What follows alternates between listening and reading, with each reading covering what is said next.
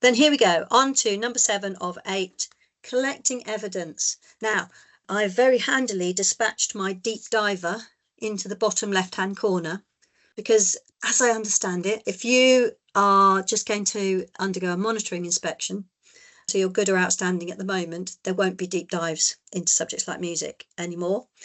But you do still need to be able to show how proud you are of your music and what happens in your school. So there's my chap looking for evidence. Evidence of doing music, not learning about it, not colouring in pictures of flutes, actually doing music. And if you're doing it, the children will be progressing. As you and anybody walks between classes, it will be obvious. Lots of people do floor books, which children love to look at. I love them as a reminder of what we've been, because I can't remember yesterday, let alone what we did last time in music. But they're not really evidence of anything other than the fact you did something nice.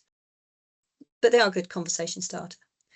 Sing Up Music, we've done some progression snapshots where we encourage you to video the class 3 times a year with the same song, showing the progression.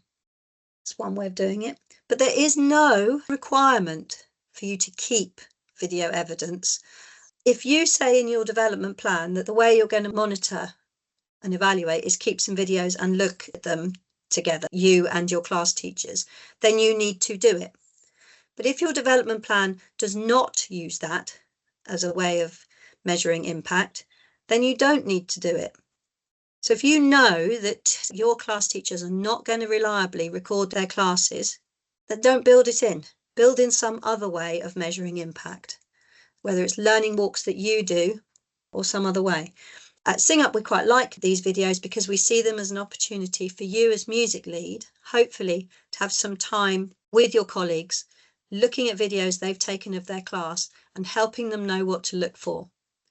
Oh, look, Bill in year 1, look at that fantastic sense of pulse as he sings whatever.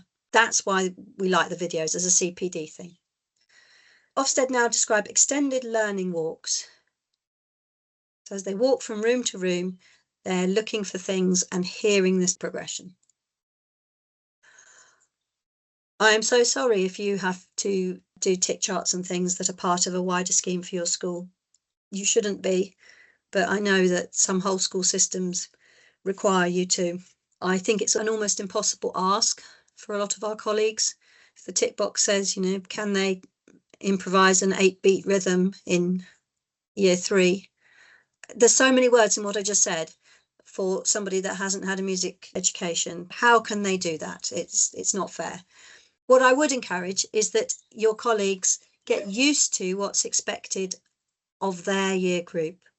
So use the Sing Up skills progression documents, or if your hub can provide you with year group expectations, just have that on their desk so that they know that year 1 children will typically, by the end of year 1, be able to do these sorts of things. By the end of year 3, they'll be able to do these sorts of things. And together you can work through any vocabulary that your colleague might not understand. That's what I would like to see happening.